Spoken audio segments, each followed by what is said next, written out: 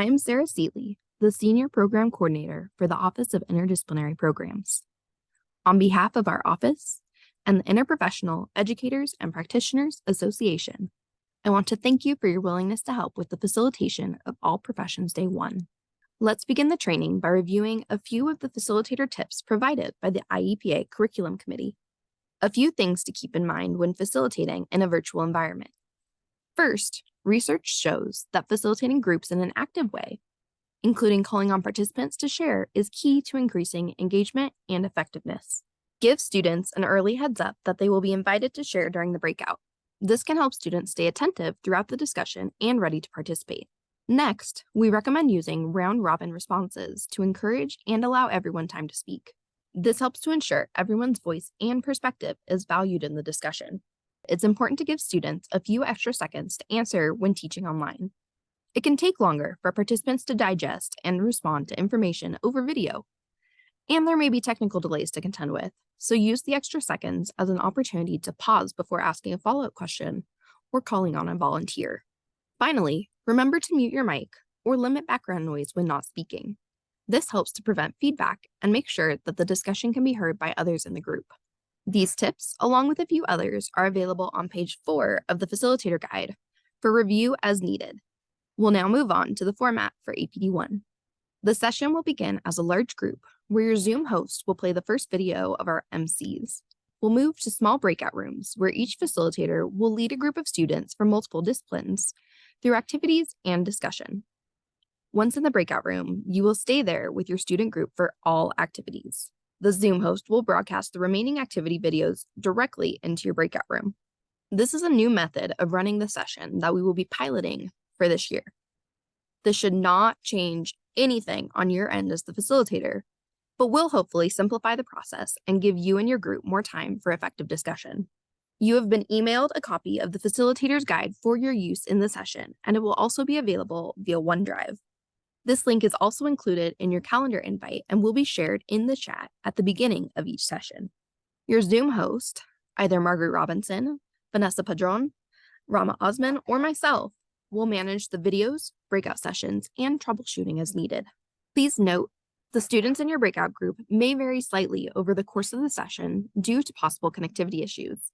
If this happens, there's no need to make a note, as attendance will be taken by the Zoom host throughout the session. For the agenda, the session will begin with a video introducing APD, the concept of interprofessional education, and exploring the first 2 IPEC competencies of roles and responsibilities and team communication. We'll then move to breakout rooms for our icebreaker activity. While still in the breakout rooms, video 2 will introduce the social styles model, and then we'll move to the second activity to discuss how communication styles can impact teams. Last, video 3 will introduce students to the case of Irene Egan.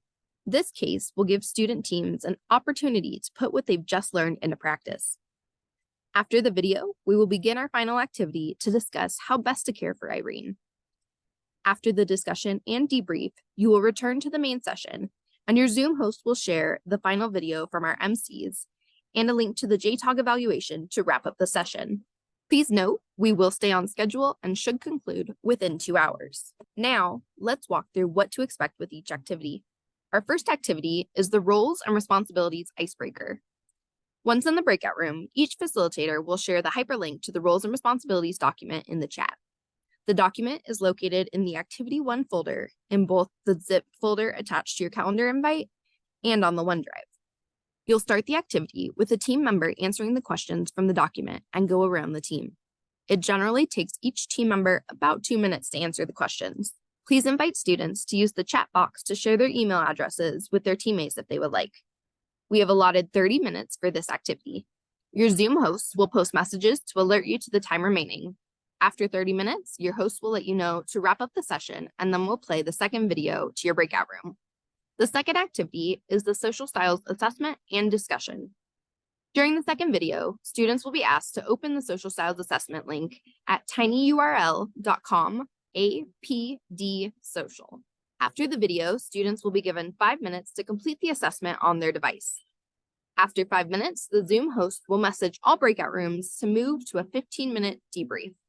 For the debrief, each facilitator will have guided questions to help facilitate discussion. The questions can be found on page 14 of your facilitator guide. We have allotted 15 minutes for the debrief, and your Zoom host will post messages to alert you to the time remaining.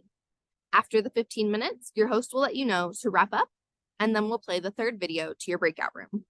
The final activity is the case discussion of Irene Egan. During the third video, Irene will share her story. After the case video, your groups will have 20 minutes to discuss the worksheet questions found on page 17 of the facilitator guide.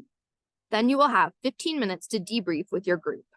After 35 minutes, everyone will be returned to the main session. We will share the final video, and everyone will be asked to complete the JTOG assessment. JTOG stands for the Jefferson Team Observation Guide. This is a national evaluation used to measure behavior in teams. As part of the evaluation plan for the Office of Interdisciplinary Programs, JTOG will be completed after every IPE event, including simulations and clinic. It is important that both students and facilitators complete the JTOG assessment. The link can be found at the end of your facilitator guide, in the chat at the end of the session, and via QR code during the final video. That concludes the breakdown of facilitator instructions for the virtual APD1 activities. This is our largest student group yet, with over 1,400 students enrolled, and we genuinely could not do this without your support. Your participation is invaluable, so thank you again for your willingness to assist in interprofessional education activities on our campus. We'll see you on Friday, September 8th.